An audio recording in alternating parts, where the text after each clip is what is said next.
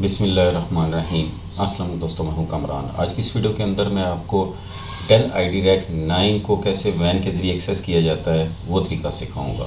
Normally जब आप लैन पे एक्सेस करते हैं तो सच ऐसा इशू नहीं आता, आप इजीली उसको एक्सेस कर पाते हैं। जब वैन के ज़रिए आपको एक्सेस करना होता है तो सबसे पहले आपको एक स्टैटिक आईपी चाहिए होता है। स्टैटिक आईपी आपके पास होगा तो फिर क्या करेंगे, आप अपने आईडी रैक को एक आईपी अपने जो आपका नेटवर्क की सीरीज चल रही है उसके अकॉर्डिंगली आईपी असाइन करेंगे। फिर अपने राउटर के अंदर या फायरवॉल जो भी आपकी चल रही है आपने उसके अंदर पोर्ट फॉरवर्डिंग करनी है, और जो भी यूज़र होगा वो इंटरनेट के ज़रिए आपका स्टैटिक आईपी के ज़रिए जो आपने पोर्ट उसके साथ मेंशन की होगी उस पोर्ट के ज़रिए आपके आईडी रैक को इजीली एक्सेस कर पाएगा। इस दौरान कुछ इश्यूज़ आते हैं, उन इश्यूज़ को कैसे रिजॉल्व किया जाता है वो भी मैं इसमें सिखाऊंगा। सबसे पहले मैं आ जाता हूँ अपने आईडी रैक पे।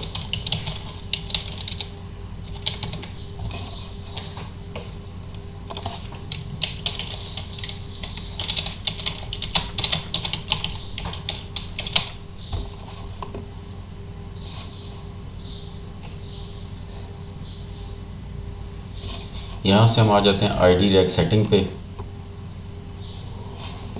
और यहाँ सर्विसेज के अंदर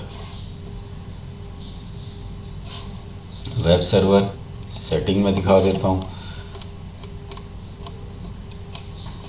maximum enable HTTP to disable है। मैक्सिमम सेशन आप इसके 8 ले सकते हैं। एक्टिव सेशन 1 है इसका, और यहाँ से डिफ़ॉल्ट इसकी 80 HTTP और HTTPS 443 है। आप इस पोर्ट को चेंज करना चाहें तो आप चेंज भी कर सकते हैं।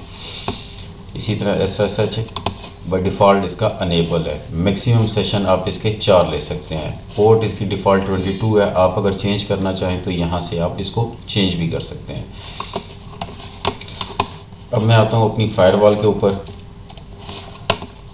नेट के अंदर मैंने एक रूल बनाया डेस्टिनेशन नेट का प्रोटोकॉल, और मैं बाहर से एक कोई और पोर्ट दूंगा, इंटरनल पोर्ट कुछ और रखूँगा फॉर सिक्योरिटी रीजंस के लिए।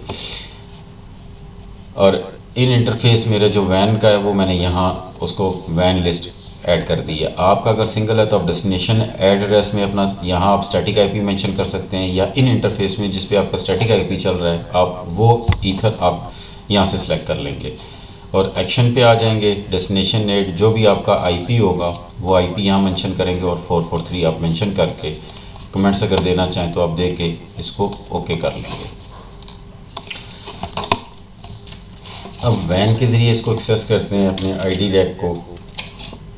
तो जैसे ही मैंने एक्सेस किया तो इसने मुझे बैड रिक्वेस्ट या browser sent a request that this server could not understand reason you are speaking plain HTTP और SSL। अब ये वाला एरर आपने कैसे इसको ख़त्म करना है। बेसिकली जो हमारा आईडी रैक है उसके ऊपर होस्ट हेडर जो है ना वो अनेबल हुआ है। जब वो ये रिक्वेस्ट उसके पास जाती है तो वो उसको चेक करता है, और आपकी जो रिक्वेस्ट है वो उससे वेरीफाई नहीं हो पाती तो वो उसको डिसेबल कर देता है रिक्वेस्ट, तभी आपको ये एरर आता है। तो हमने इस एरर को कैसे ख़त्म करना है। अब मैं आ जाता हूँ CMD करके और यहाँ SSH रूट जो भी आपका IP होगा वो आप मेंशन करेंगे।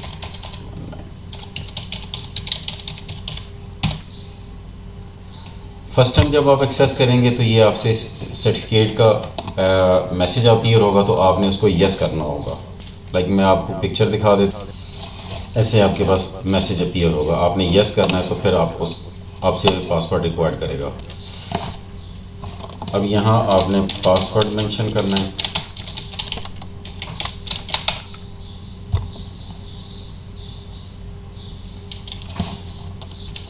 अब यहाँ हमने एक कमांड लगानी है, ये वाली। ये कमांड लगाने से पहले मैं आपको थोड़ा सा एक्सप्लेन कर देता हूँ।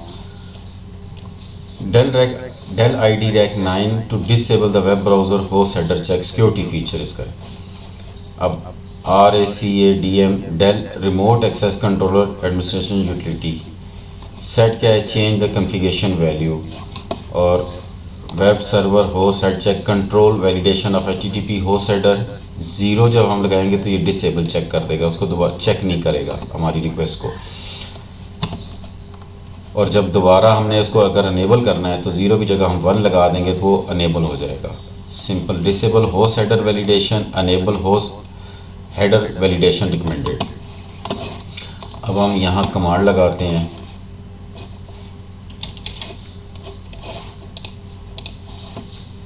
सिंपल। यहाँ मैं एंटर करता हूँ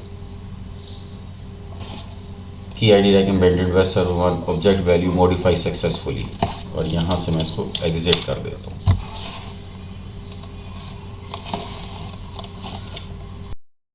कमांड लगाने के बाद दोबारा ब्राउज़र पे आते हैं और यहाँ मैं इसको एक्सेस करता हूँ।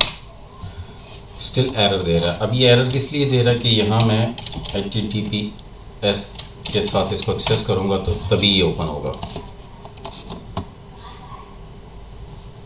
ये